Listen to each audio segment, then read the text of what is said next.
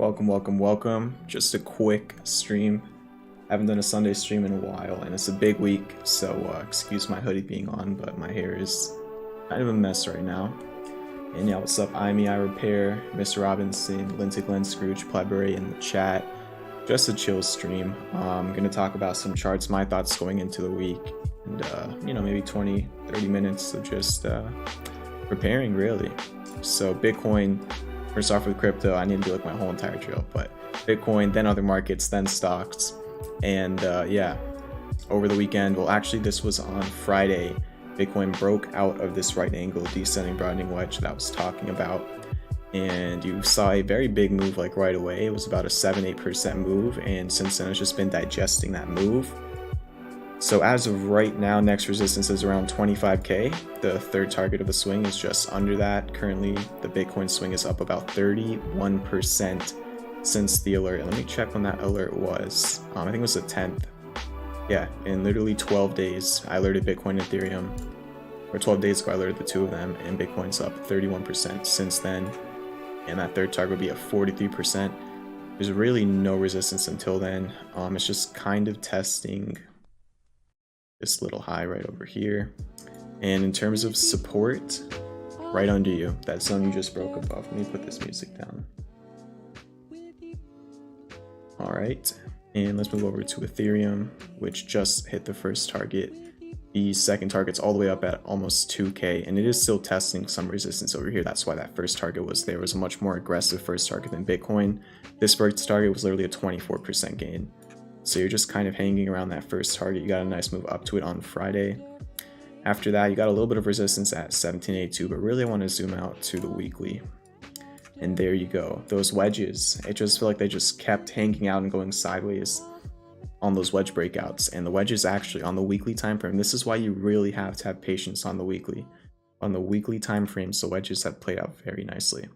On top of that, the harmonics have played out very nicely. This is why you really need patience on those weekly timeframes, because you were here, you were at the PCZ back in November, and it took you, what, 2 or 3 months to actually get this move after hitting that pattern completion zone. But we're talking about like a 3-year-long harmonic pattern, or a 2-year-long harmonic pattern. Let me just check this in a second, it's confusing. Pretty much, yeah, 3 years of making this harmonic. And just since the pattern completion zone hit, Bitcoin's up about 50%.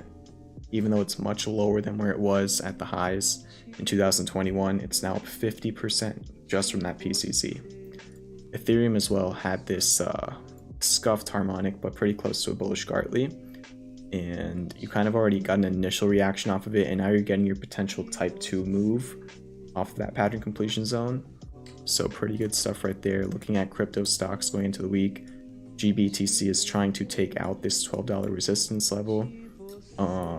Very nice move since that wedge breakout. Mara, if you watch my last stream, I was talking about 1 hour hidden bullish divergence, and then these wedges on the 15-minute for both Mara and Riot, and those played out very nicely on Friday. We talked about that on Thursday night. So you're seeing some continuation after those bull flag breakouts. The closest resistance on both of them, I would just say, is their current highs of the rally. And that's it for crypto. The US 10-year, still a 50-50, but for right now I will say you're back above support.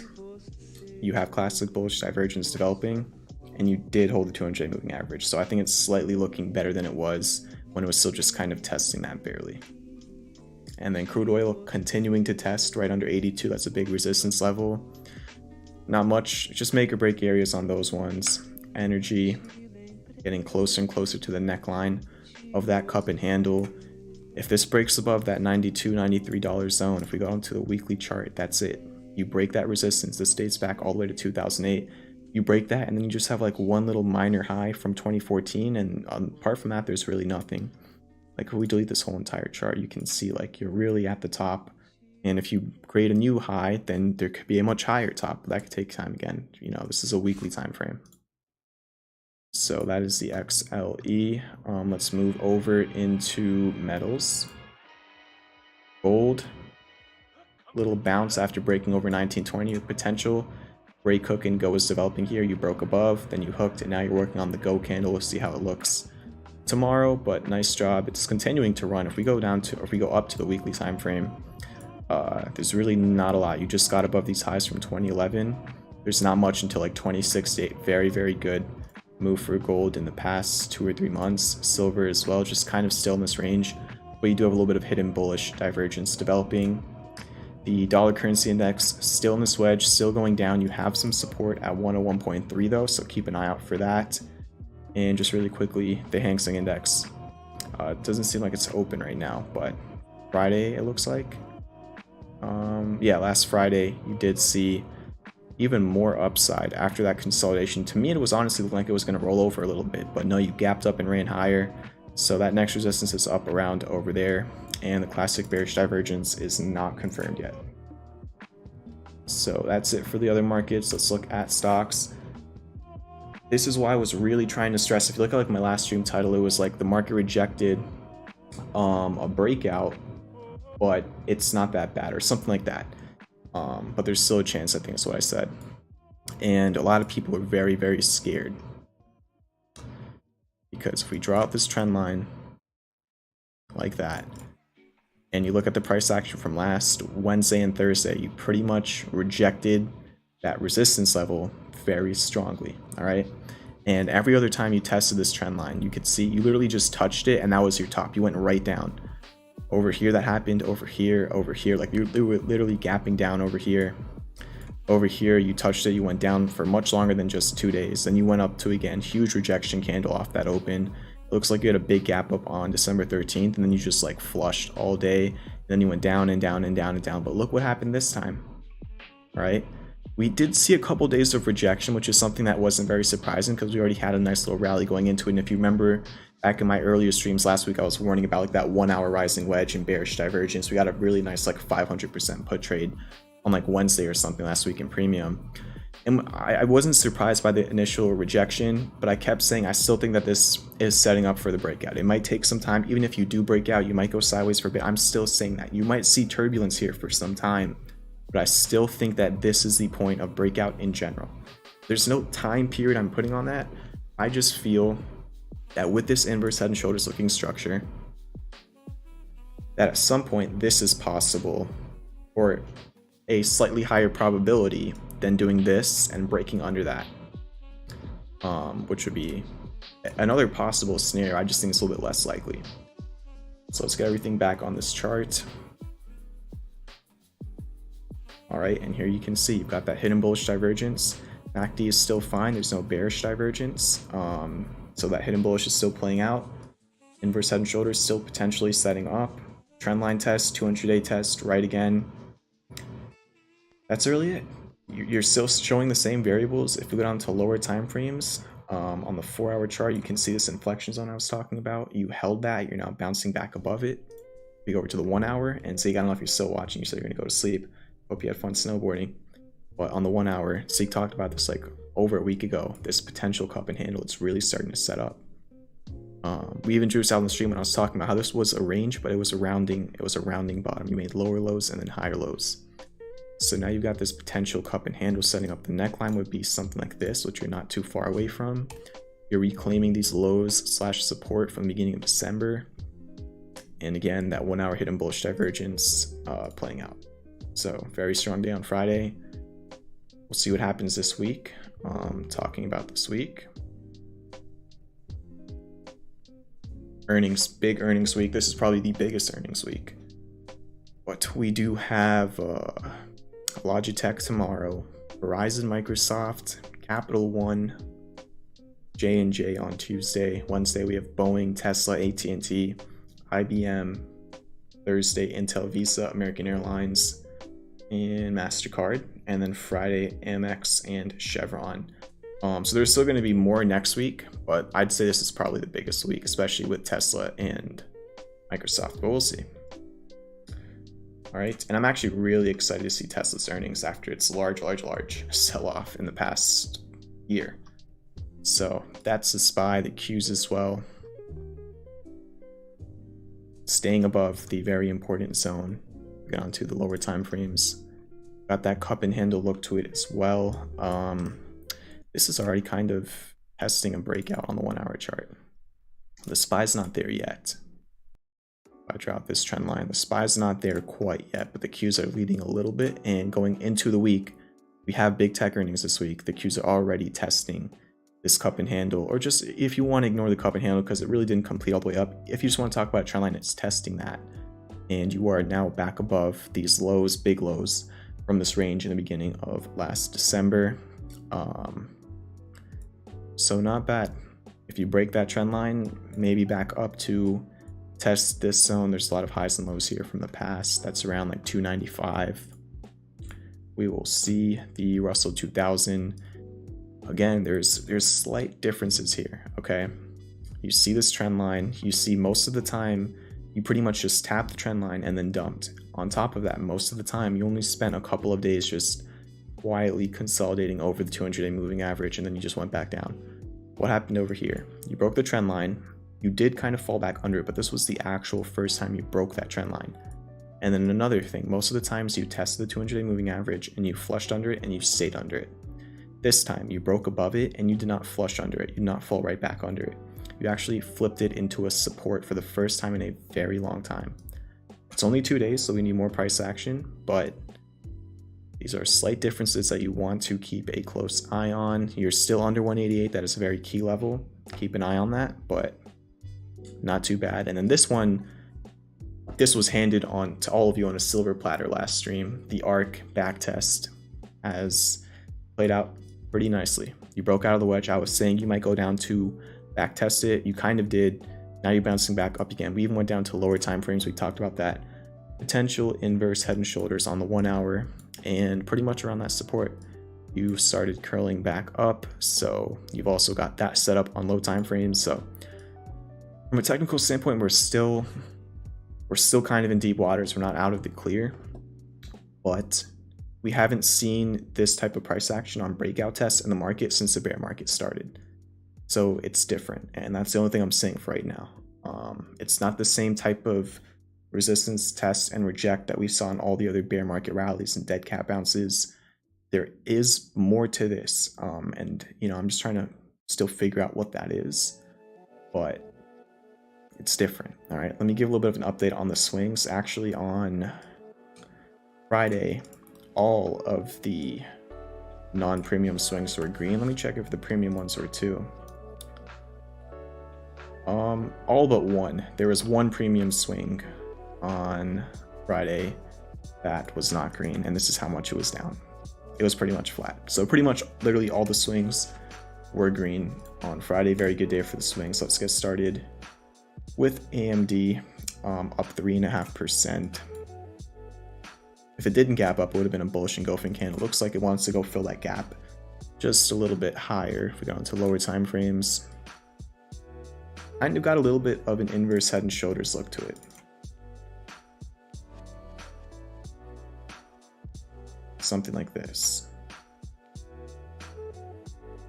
So this could be something to keep an eye on going into the week. The swing itself is currently up about 4%. Resistance is still at 73. That was a previous support flipped into resistance. So again, all I was saying when you started rejecting that resistance is I just want to see a higher low. I don't know if this is going to be your actual swing low, but in time, if that can turn into one and you retest 73, there's probably a higher probability of breaking it because again, you would have made a higher low going into it, not a lower low. Then we have Roblox. This was alerted recently last week. I think it was literally alerted on Wednesday, maybe. Let's see, Thursday. So this was alerted after my last stream, and literally the day after, which was Friday, it was up 6%. The swing itself is up 4%. And that gap I talked about, or the gap that I was mentioning, you pretty much filled it right away, and that's where you went up to on Friday. But even on lower time frames, I think we did look at this last stream. There was that 4-hour inflection zone I talked about. There was the 1-hour demand line with the hidden bullish divergence, perfectly bounced off that. Even on the 15-minute, there was a downsloping channel and support. I mean, this one was pretty nice. I actually found this when I was screen sharing in premium, I think maybe Wednesday, like last Wednesday or maybe last Thursday. I was screen sharing, which I'm starting to do now in premium every so often. And I just scanned sometimes, look for day trades and stuff. And I just found this chart while literally looking for day trades. But then I went to higher time frames and it was like, whoa, there's quite a bit here. So it's a good start. Hopefully it keeps going. X a little bit of a bounce, kind of flipping this. It's rough, but kind of flipping these highs from December into a support, which is good. Swing is still in profit, up 3%. Got a little bit of resistance just above you at around $29 though. Fisker, it's only 1 day of a bounce, but slight bounce off of its pretty much all-time low base that it has created. Let's check out lower time frames. That 1 hour is a little bit weird, but yeah, you're just trying to hold this support with all you've got. It's really, that's as simple as it is. Not much divergence on the 4 hour. That 1 hour, I'm not a big fan of this price action currently. It's kind of like a bear flag, so we have to keep an eye on that. But the other thing I will say, I don't think it's going to be textbook, that's the thing. Yeah, not a textbook harmonic. If that B point was like a little bit higher, like up over here, then you could have had an alternate bat. Regardless, you are getting a bounce at a 1.13 retrace. It just kind of looks like a bear flag on the 1 hour, so hopefully that kind of fixes itself throughout the week. Then we have Google, which I think hit the target, hit the target on Friday, and we were waiting on this one. This was like the one swing, actually, out of all the swings I alerted, I think on the 3rd, which might have been the first trading day of the year. Yeah, I think the 3rd was the first trading day of the year, and I alerted Google, Meta, and Amazon. Officially now, all 3 of them in the same month have hit the first target. So Google was the one that we were waiting on and had a very good day, up 6% on Friday, even closed above that first target. And there you go. It wasn't even a big harmonic. You hit the PCZ twice. You broke above this level, which was charted when I put out the swing, and look how perfectly it was testing it for like a week. You got a bullish engulfing on Thursday, and then boom. Gap up, first target hit on Friday. It's just hanging out around some resistance right now. Meta, this one already hit its first target, but it's been using that first target resistance level for about a week as resistance. That dates back to the end of October, and on Friday it was actually able to take out that resistance level. So if it can stay above that, it's even a low from pretty much your COVID crash low. If it can stay above that, there's not much until the next target at 153-ish. And then Amazon up 4%. It looks like it's trying to reclaim back above this resistance. It couldn't really hold above it for more than a couple of days on the first try, so it's going for it again. I'm sure that was like a nice little flag or something on the 1 hour. A lot of charts had that set up going into Friday, and a lot of them played out very nicely. So there you go. And that's pretty much your updates on the swings. Just want to do a little quick update stream to get ready for the week. Let's look at some other names. Tesla, I don't even think I looked at this last week, but I kept talking about this little resistance level at 126. And I kept saying if you break that, like, it could be very easy, very quick. And it was actually last Tuesday you broke above that. In between last Tuesday and then the gap up on Wednesday, as soon as you broke that, within, you know, a few hours, if you're not considering when the market was closed, 9% gain. And then what did you do? You flushed back down into that level, flipped it into a support, and then bounced off of it. And then if we look at this 132 level, that dates back to a little low from November of 2020. So you're also slightly above that now. So I'd say short-term resistance just that high from last Wednesday, and then support right around 125. But not bad. Pretty decent price action. You know, some people might look at this as a bear flag, but I do like how you're creating like a little ladder on your way up. Something like this. Make them a different color. So that's like your first like step of the ladder. Did not mean to do that. Then this is your second one. And then that's your third one. So it's like kind of like breaking up, kind of gapping up. Then it flips the previous ladder or step of the ladder, however you want to call it. It flips like the previous box into a support or the previous resistance. From like a few days of consolidation into support. And it just keeps doing the same thing. So as long as you can continue that trend, it's not bad actually. We do have earnings this week. Then we had Netflix. We talked about this in depth on the podcast, which dropped on Saturday. The link to our podcast is in the description. Go check that out. We talked about Netflix, comedy, Billions TV show, trading, a bunch of different things. But Netflix has actually been using this gap fill from earnings last April as resistance pretty much since December. And on this earnings now that came out last week, it actually broke above that. So up 8.5%. It's above that resistance level now. It was even like a support like twice over here. And I do have it in this larger broadening wedge, but in terms of just levels, it just broke out of a pretty decent level. That's really historical if we look at all these highs and lows from the past. If we zoom in here, a lot of highs and lows, you're back above it. So we will see what happens. And we have Coinbase up 12%. Huge day on Friday. Another one. I mean, I kept drawing these out on my last stream, on Thursday night stream. I kept drawing out these 1 hour charts with the bull flags and the hidden bullish divergence. And if you saw the price action on Friday, it was very nice. We haven't seen these types of names play like this in a while, where you actually get a bullish pattern and it actually doesn't just give you like a 1% bounce and then you just dump again. They're actually like giving you textbook plays, like they're going up to normal targets. So it's been pretty fun. Hopefully it keeps staying like that. But let's go down to the 4 hour for a second and let's rechart this a little bit. We take a look at it like this, just like that. We've got a little bit of a cup and handle on the 4 hours setting up here on Coinbase with that neckline around $58. So keep an eye on that. If this first candle was a little bit bigger, would have been, I mean, it kind of almost is a 3 white soldiers candle pattern. So not bad. Clove was up 7% on Friday. I'm gonna delete this. Another one, like a lot of these like inverse head and shoulders and cup and handles are setting up, and you might ask yourself why. Why are they?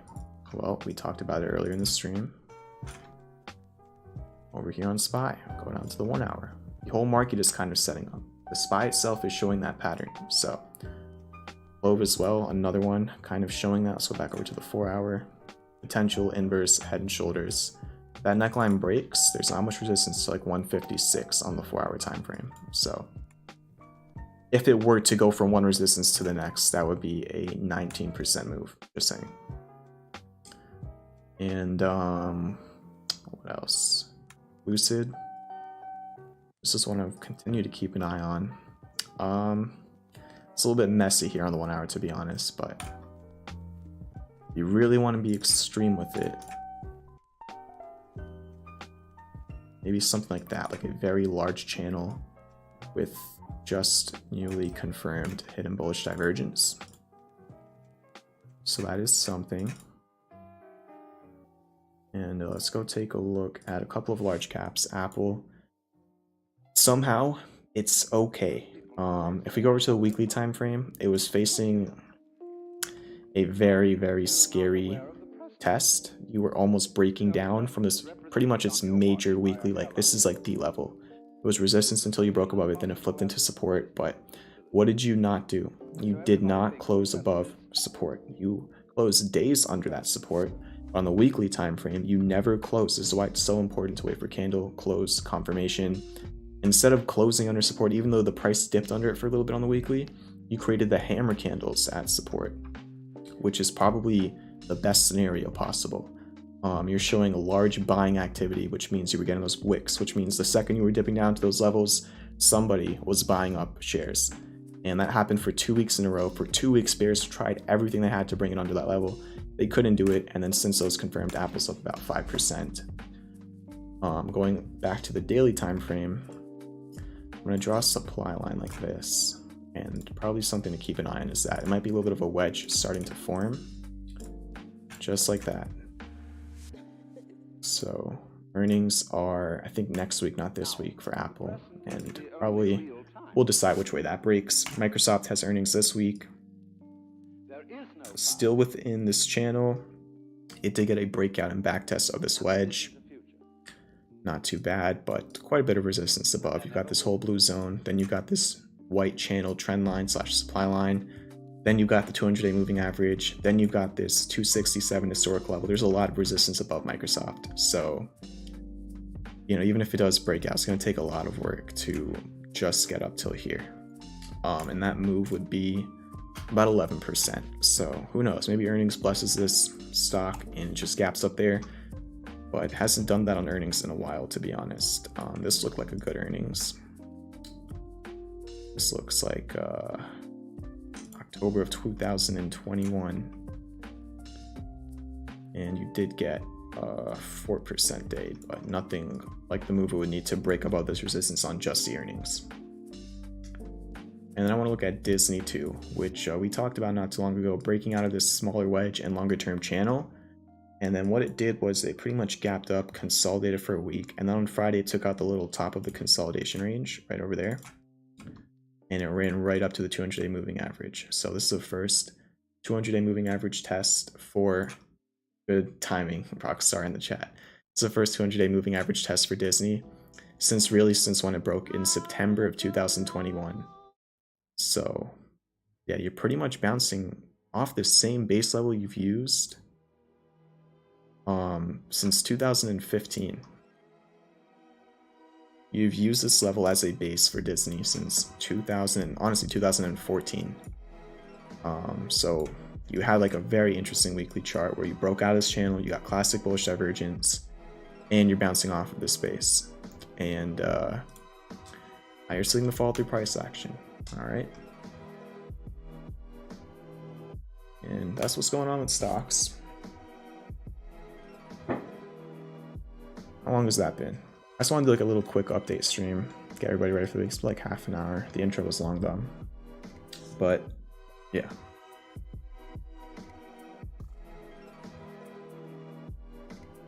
If you're not on the Discord, it's free to join. The links in the description. You know, past results are not indicative of the future, but it's been a pretty good month. I alerted these were all free, by the way. I alerted these 3 swings on the first trading day of this month. All 3 of them have hit their first targets. X is slightly in profit. AMD slightly in profit. Roblox literally alerted last Thursday, slightly in profit. And this was how the sheet looked at the close on Friday. These blue ones are from premium. So the ongoing ones you can't see. That's why they have the asterisks here. But the ones that already hit a target, you can see that. Or if I market break even. And then I also alerted these 2 crypto alerts on January 10th, 12 days ago. Ethereum's up like 24% since then. It just hit the first target. Bitcoin hit, I think, 2 out of 4 targets. It's up around 30%. So all these were completely free. Of course, it's never financial advice. They do fail sometimes here and there. So that's in the Discord. Links in the description. Discord.gg/free trading movement. And of course, there's so much other amazing stuff in here. Education. You can play some games. Paid bots that you get access to for free. Options flow free. News. And yeah, a lot of other traders you can meet and talk to. So make sure you join that. Links in the description. Hit the like button, hit the subscribe button. If you didn't watch the podcast we dropped on Saturday, that link is also in the description. So go check that out. Thank you for watching the stream. I know it's a short one, but I'm very tired and I don't really do Sunday streams anymore. But this is kind of like a big week, you know.